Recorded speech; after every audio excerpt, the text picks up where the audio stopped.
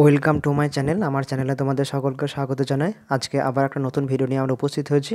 আজকে এই ভিডিওতে আমরা ক্লাস 4 বাটারফ্লাই আমরা লেসন 6টা অর্থাৎ চ্যাপ্টার 6 স্বদেশ গল্পটা পড়ছিলাম। তো গল্পটা আমাদের আগের দিনই পড়ে শেষ করেছিলাম গতকাল ভিডিওতে। আজকে তার পরবর্তী যে কাজগুলো আছে, কিছু অ্যাক্টিভিটি রয়েছে, মোট 4টে অ্যাক্টিভিটি আজকে করব। পেজ নাম্বার হচ্ছে 73 থেকে 74। তো তোমরা যারা চ্যানেল নতুন, চ্যানেলটিকে প্লিজ সাবস্ক্রাইব করে দিয়ে তার বেল আইকনটি প্রেস করে দাও ইতিমধ্যে। আর যারা সাবস্ক্রাইব করে তাদের অসংখ্য ধন্যবাদ, থ্যাংক ইউ সো মাচ। আর আমার আগে ভিডিওগুলো পেতে গেলে তোমরা আমার প্লে লিস্টে গেলে সহজেই সব ভিডিওগুলো পেয়ে যাবে। আজকে এখানে আমরা যে অ্যাক্টিভিটিগুলো রয়েছে সেগুলো শুরু করার আগে এখানে বেশ কিছু কথা রয়েছে অর্থাৎ গ্রামার সম্পর্কে, সেগুলো আমরা শিখব। এগুলো খুব ইম্পর্টেন্ট জিনিস, তো তোমরা এগুলো স্কিপ করো না, ঠিক আছে? এখানে লেটস লার্ন, চলো শিখি কী রয়েছে। Let's read the following sentence. এই সেন্টেন্সগুলোকে পড়তে বলেছে। কী কী সেন্টেন্স রয়েছে? স্বদেশ clutches his canvas bag tightly. স্বদেশ সেই তার ক্যানভাস ব্যাগটিকে খুব সজোরে টিপে ধরলো। তো টাইটলিটাকে, এটা একটা পিঙ্ক কালার করা রয়েছে আর এটা ক্লাচেসটা ব্লু কালার করা রয়েছে। তো কী জন্য করা রয়েছে সেটা পরে বলছি। তারপরে রয়েছে সেন্টেন্সটা he loved his brother dearly. সে তার ভাইকে খুবই ভালোবাসে বা খুব যত্ন সহকারে বা প্রিয়ভাবে ভালোবাসে। তো লাভটা হচ্ছে যে ব্লু কালার আর ডিয়ারলি হচ্ছে পিঙ্ক কালার করে দেওয়া রয়েছে। এবার বলা রয়েছে note that in the first sentence the word clutches is a verb. আমরা বুঝতে পারছি ক্লাচেস মানে যে টিপে ধরা, ঠিক আছে? ধরা মানে খামচে ধরা, ঠিক আছে? তো সেটা ক্লাচেস।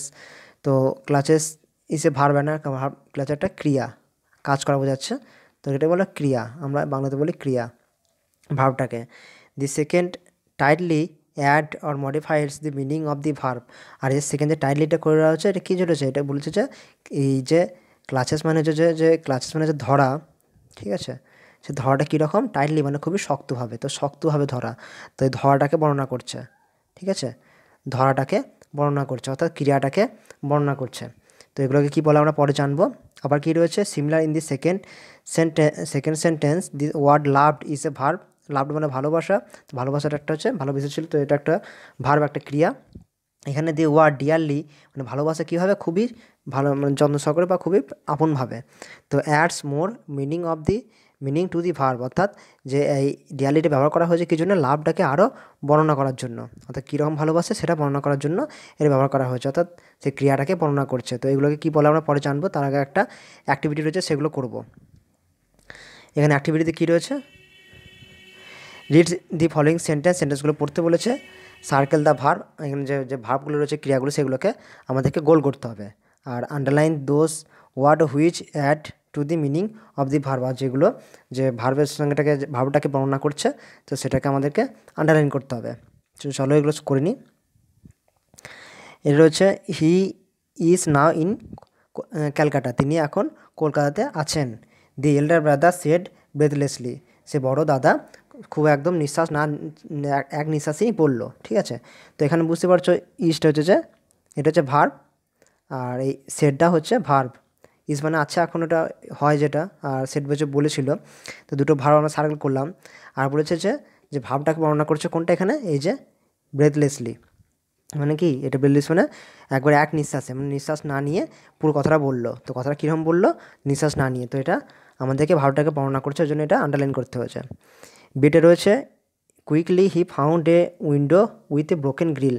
কুইকলি মানে খুব শীঘ্রই, তারপর হি ফাউন্ড সে পেয়ে গেছিলো খুঁজে একটা জানলা যার গ্রিলগুলো বা তার গার্ডগুলো অর্থাৎ যে ঘেরা ছিল সেটা ফাঁকা ছিল বা ভেঙে গিয়েছিল।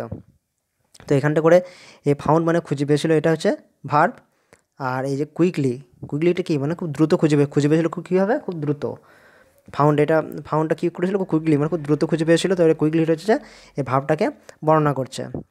সিএটা রয়েছে he was also deeply involved in the freedom movement. He was also deeply involved, সে খুব গভীরভাবে যুক্ত ছিল কি? স্বাধীনতা সংগ্রামের সাথে। তো এখানটা করে সে ওয়াজ মানে ছিল, তারপর ইনভলভ মানে হচ্ছে যে যুক্ত, এ দুটো হচ্ছে ভার্ব।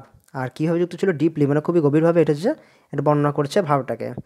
আর ডিটা রয়েছে suddenly the train stop with a jerk. হঠাৎই ট্রেনটা খুবই একটা ঝাঁকুনি দিয়ে থেমে গেল।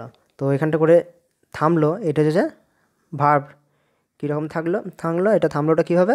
সাডেনলি, হঠাৎই, ঠিক আছে? আর কীভাবে থামলো? একটা জার্ক দিয়ে। এই জার্কটা কিন্তু একটা বোঝাচ্ছে। তো জাগটা যদি না করলেও কোনো ব্যাপার নেই, তো আমার মনে হয় না জাগটা হবে, তো সাডেনলি করলে হবে। তো দেখে নাও এটা একবার।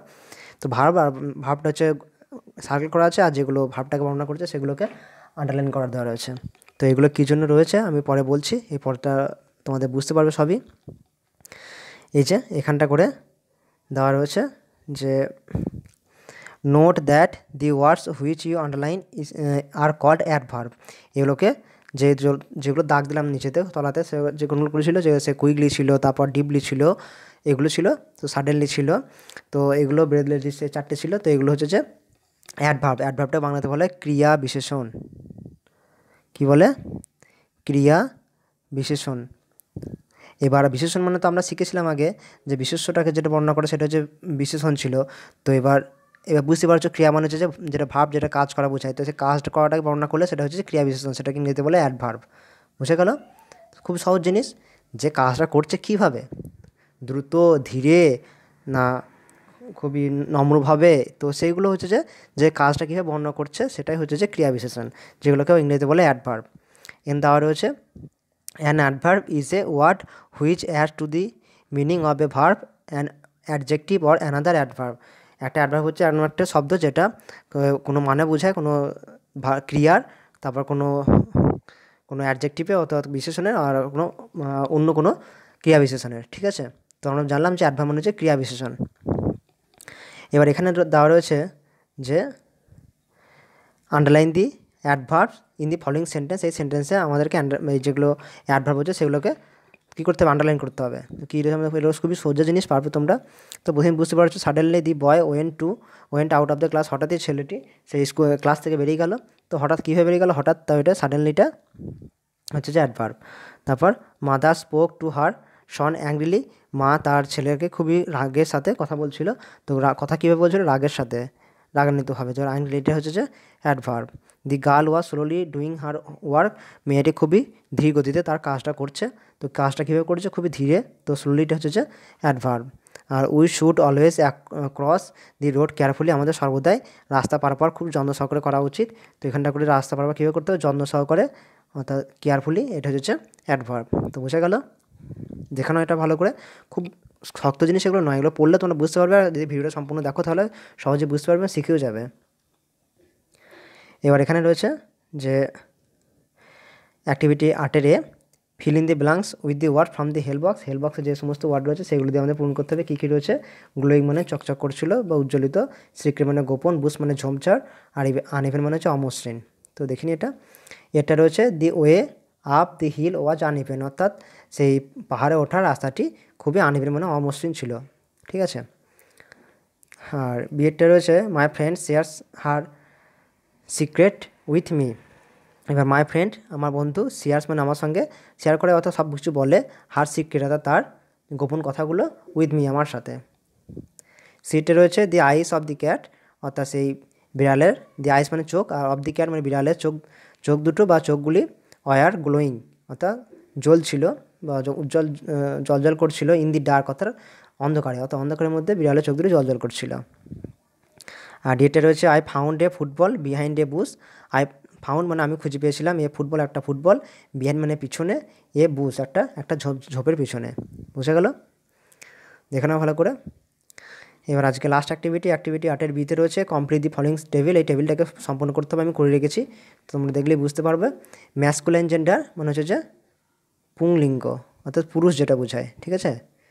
আর ফেমিনিন হচ্ছে স্ত্রীলিঙ্গ, মানে একদিকে বাংলা কথায় আমরা যদি বলে থাকি, আর এদিকে ছেলে, এদিকে মেয়ে, তাহলে বুঝতে পারবে সব কিছু, ছেলে আর মেয়ে বুঝে যাবে এভাবেই, যে ছেলে মেয়ে। এবার কোনটাকে কী বলে সেটা আমার জানতে হবে।